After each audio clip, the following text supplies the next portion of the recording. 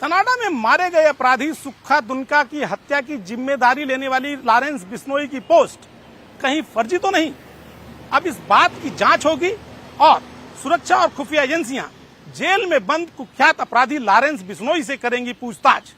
सुक्खा दुनका की पिछले दिनों कनाडा में हत्या हो गई थी और उसके सिर में 9 गोलियां मारी गई थीं।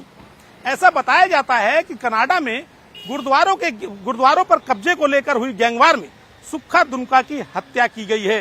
क्योंकि वहां पर गुरुद्वारों के वर्चस्व को लेकर 2 गैंग हैं और दोनों गैंग चाहते हैं कि कनाडा में जितने भी गुरुद्वारे हैं उन पर उनका वर्चस्व हो जाए, लिहाजा एक के बाद एक हत्याएं हो रही हैं। यहां तक कि कनाडा में जो इस गैंग के दोनों मुखिया हैं वो भी इस गैंग वार में मारे जा चुके हैं।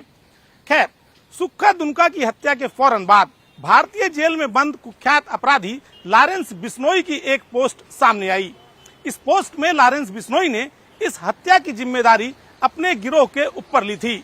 लेकिन जब खुफिया एजेंसियों ने लॉरेंस बिश्नोई की इस पोस्ट की गहराई से छानबीन की तो उन्हें लगा कि कहीं यह पोस्ट फर्जी तो नहीं, क्योंकि कल यानी सुक्खा दुनका की हत्या की जिम्मेदारी लेने वाली जो पोस्ट जारी की गई है उसके आखिर में जय श्री राम, जय महाकाल, वाहे गुरु दा खालसा, वाहे गुरु दी फतेह ऐसे शब्दों का प्रयोग किया गया है। खुफिया एजेंसियों ने जब लॉरेंस बिश्नोई के पुराने जो पोस्ट थे उनको निकाला, जो ट्वीट से उनको निकाला और जब उनकी जांच की तो उसके अंदर देखा कि उसमें ऐसे किसी भी शब्द का प्रयोग नहीं किया गया था, बल्कि उसकी जगह पर जय बलकारी लिखा गया था। खुफिया एजेंसी के एक आला अधिकारी ने बताया कि पूछताछ के दौरान लॉरेंस बिश्नोई ने एक बार सुरक्षा एजेंसियों को बताया था कि चूंकि वो भगवान हनुमान का भक्त है, लिहाजा वो अपने हर काम में जय बलकारी लिखता है और उसकी जो पुरानी पोस्ट है उस पर भी जय बलकारी लिखा हुआ ही पाया गया। ऐसे में खुफिया एजेंसियों को शक हुआ कि ये पोस्ट लॉरेंस बिश्नोई के मत्थे इस हत्याकांड को मढ़ने की कहीं कोई साजिश तो नहीं? क्या ये पोस्ट लॉरेंस बिश्नोई द्वारा जारी की गई?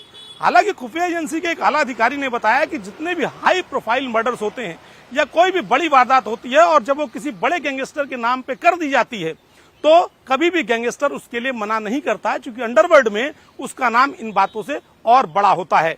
लेकिन इस मामले में भारत और कनाडा दोनों के रिश्ते बेहद संवेदनशील मोड़ पर हैं और ऐसे में भारतीय एजेंसियां हर कदम को फूंक कर रख रही हैं कि कहीं किसी छोटी सी बात पर आने वाले दिनों में कोई बड़ा बखेड़ा खड़ा न हो जाए।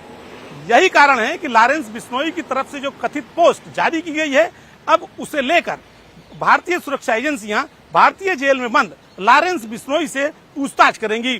खुफिया एजेंसियों को यह भी शक है कि यह पोस्ट किसी और एजेंसी द्वारा यानी किसी बाहरी एजेंसी द्वारा पोस्ट की गई हो सकती है, जिससे इसका सीधा असर भारत के संबंधों पर पड़े और बाहर इस तरह से ले कि भारत की जेलों में बंद अपराधी अपने माध्यमों के द्वारा विदेशों में बैठे लोगों की हत्याएं करवा रहे हैं, जबकि ऐसा बिल्कुल नहीं है। कनाडा में जो हत्याकांड हुआ वो बेसिकली गुरुद्वारों पर वर्चस्व की लड़ाई को लेकर हुआ है।